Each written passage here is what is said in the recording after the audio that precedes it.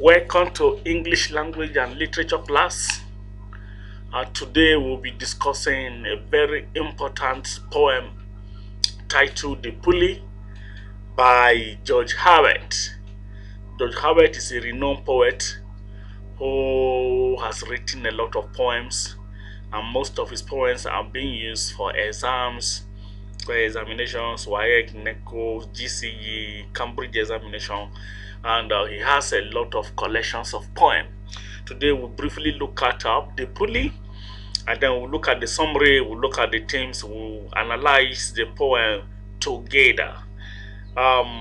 Before we go into detail, George Herbert was born in the 16th century, that is 1593, and he has been a poet for a very long time. Right from his days in the university, he was known to be a poet, and at the same time he was ordained as a priest, and he served in a little church in Birmingham. So his major collection of the poem titled The Temple was published after his death. So most of his work became popular after his death. Then the poem we are going to be discussing today, The Pulley, centers on the theme of relationship between God and his best creation, if I can say that, that is man. So God is the ultimate father figure according to the poem, and he is the father to all mankind. So he uses his special pulley to draw man back to himself. That is, when man wanders away, he draws man back to himself, and God does it for the good of mankind. So let's look at the poem stanza by stanza.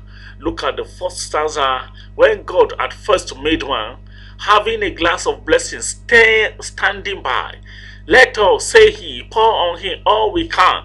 Let the world riches which despise lie contract unto a span. So let's do the second.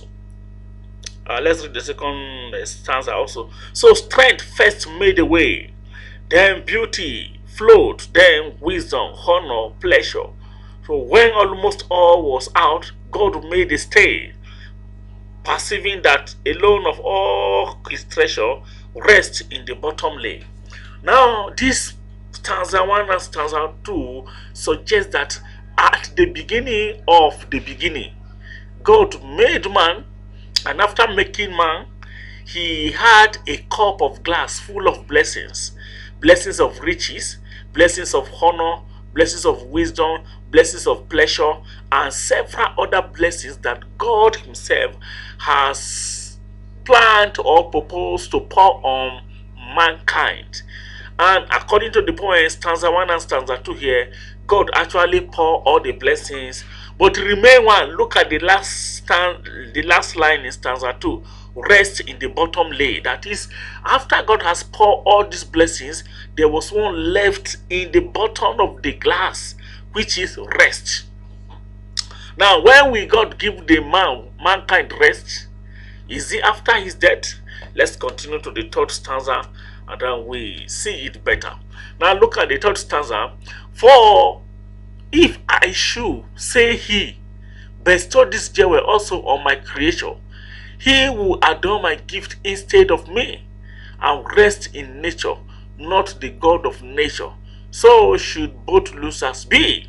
Now, Herbert also was advocating or arguing that men worship what God has given them rather than God himself. The gift that God has given to adore them, the gift of wealth, the gift of beauty, the gift of wisdom, the gift of riches, pleasure that God has given men or mankind, has been the source of worship of mankind. Rather, mankind are no longer worshiping God, but they are worshiping those gifts that God has given them. So let's look at the next stanza also. Yet let him keep the rest. Now God have decided to keep the rest. Why? Because he does not want man to rest on nature rather than God of nature. Because if the rest is given to man on earth, That means there is nothing or no need for man to go to God again, because almost everything they need, everything that mankind need, will be provided or already provided. Now, so that is why you see that there's an adage that say riches don't give peace or don't give rest. So, according to the poem, God has withheld the rest thief when man died. But let's continue and see how it is put. Now, look at the fourth line. Let him keep the rest, but keep them with ripening restlessness. Let him be rich and weary, that at least, if goodness lead him not, yet weariness may toss into my breast. Now, God's okay. Let man keep the wealth. He will give wealth. He will give riches.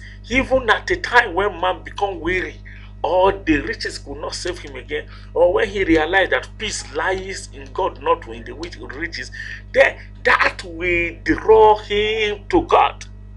That is what he said, may toss him to my breast. The last line of stanza 4. Okay, now let's, okay, that is the stanza. Now let's look at the interpretation carefully.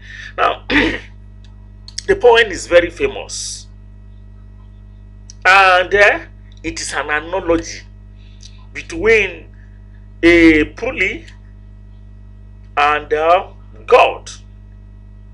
And we also see in this poem that God was so careful in his blessings to mankind. Why? Because he does not want to give to man or woman what will lead them away from himself, God. So in this poem we see that the entire poem revolves around the pulley, which is the strategy or what God used to draw men back to himself. So God uses it to, or the poem uses it to depict humanity's restless nature, and the reason why human beings are incapable of being satisfied. Huh? So despite all that God has given to mankind, man is still restless, which I believe, or according to the poem, it is done by God, it's intentional.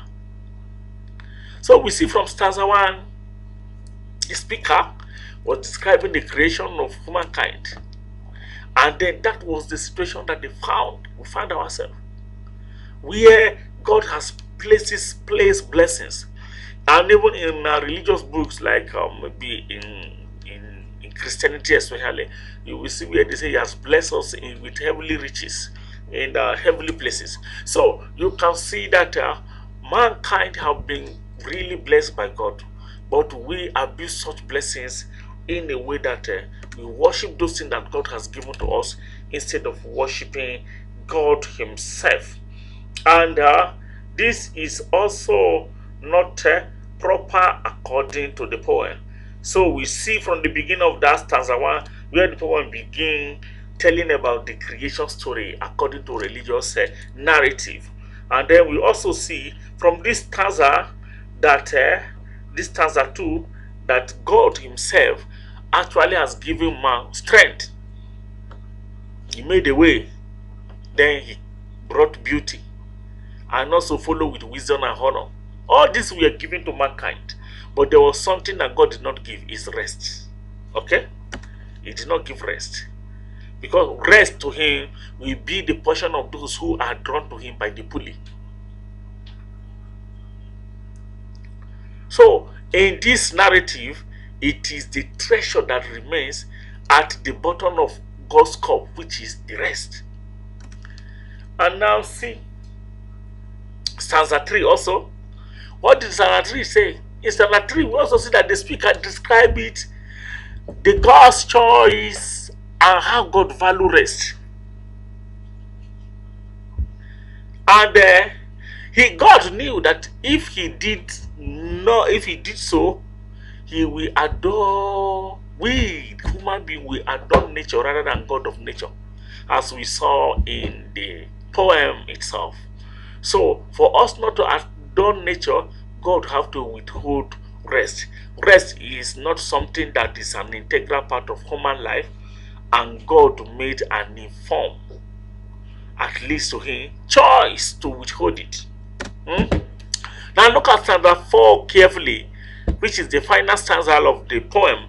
We saw that the speaker finishes up God's reasoning behind his choice not to give humanity a complete life package or rest. He doesn't want humanity to never rest, but there should be a different period. So it is ideal for everyone to rest only until they feel restless. And when they feel restless, what happens? They go back to God.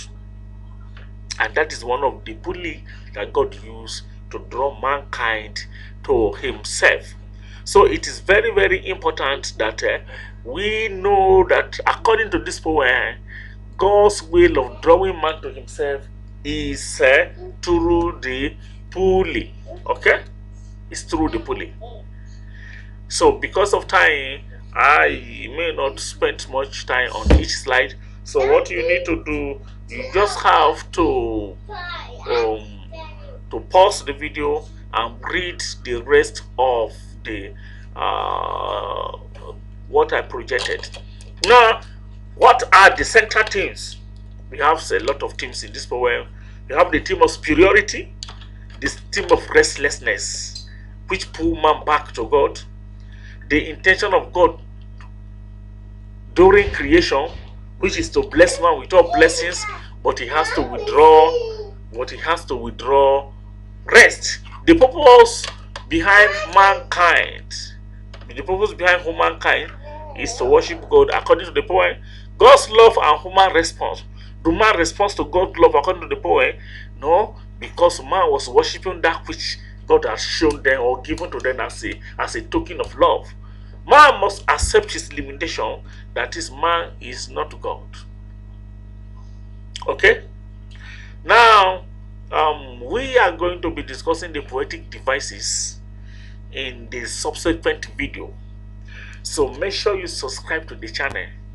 Click the notification bell so that when the new video on the poetic devices, the rhyme scheme, the use of personification, allegory, and several other figures of speech and other poetic devices used will be discussed in detail.